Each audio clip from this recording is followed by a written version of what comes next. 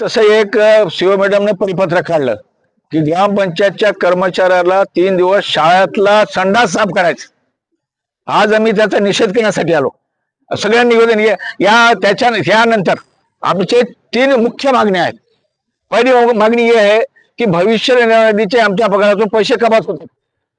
आज जवळपास त्याला 9 वर्ष झालेत, एकही ग्रामपंचायतच्या ग्रामसेवकाने आमचे पैसे भरले नाहीत। त्याचे जवळपास 80,000 रुपये झालेत। ते एक मुख्य मागणी आहे। दुसरी मागणी आहे 2007 पासून शासनाने राहणीमान भत्ता लावलेला आहे। आजच्या घडीला 37,50 रुपये भत्ता आहे, पण एकही ग्रामपंचायतचा ग्रामसेवक आम्हाला तो भत्ता देत नाही। 19 म्हणजे कोरोना काळामध्ये आम्ही 19 महिने काम केलं। शासनाने 1,000 रुपये प्रति महिना देण्यात यावं असं ठरवण्यात आलं होतं, पण एकही ग्रामपंचायतनं आम्हाला ते 19 महिन्याचं भत्ता दिलं नाही। आणि हे मुख्य आमच्या मागण्या आहेत।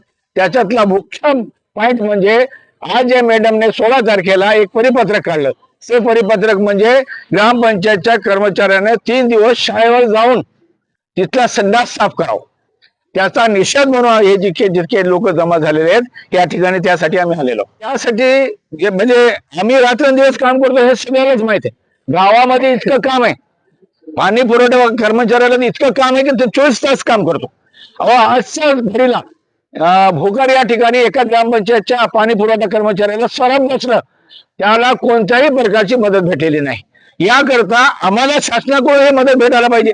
शासनाकडून जे काही पगार आता सध्याचा जे पगार आहे, आमचा पगार नाही, राहणीमान भत्ता आहे, म्हणजे आम्हाला म्हणजे अनुदान आहे, पगार नाही। तर आमच्या शासनाला निवेदन आहे की आम्हाला पगार देण्यात यावे, वेतनश्रेणी देण्यात यावी। भ्रष्टाचार हे सगळं ग्रामपंचायत मध्ये सर्व मालक म्हणजे तो ग्रामसेवक होतो आणि त्याच्या याला सरपंच राहतो।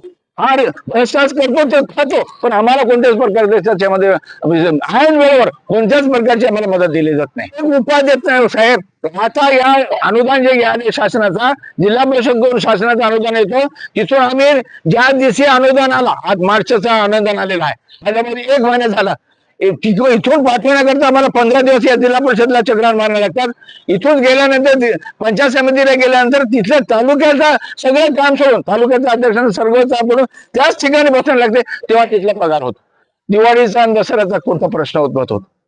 इतकी दैन्य आहे साहेब आमची। ग्रामपंचायतच्या कर्मचारी म्हणजे जन्मनाला हल्या पाणी वाहून वाहून गेला।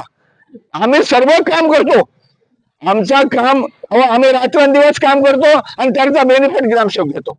एखादी यात्रा असली सकाळपासून संध्याकाळपर्यंत यात्रेमध्ये आमचं ग्रामपंचायतचं काम करतो, कर्मचारी काम करतो, फार घ्यायला ग्रामसेवक होतच नाही ना।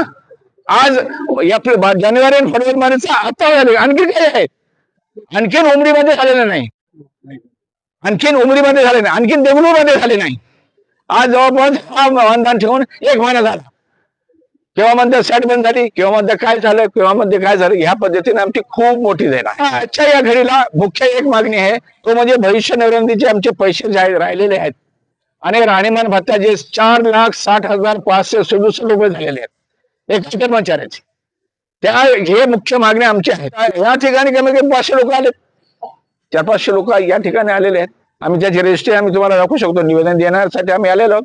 आपण सर्व आपल्या माध्यमातून शासनपर्यंत किंवा जिल्हा परिषदच्या सीओपर्यंत आमची मागणी पाठवली तर आणखी चांगलं होईल। नाही मागणी झाली तर मे महिन्यामध्ये आम्ही या ठिकाणी जिल्हा परिषद मध्ये भव्य असा मोर्चा काढून याचा निषेध करणे।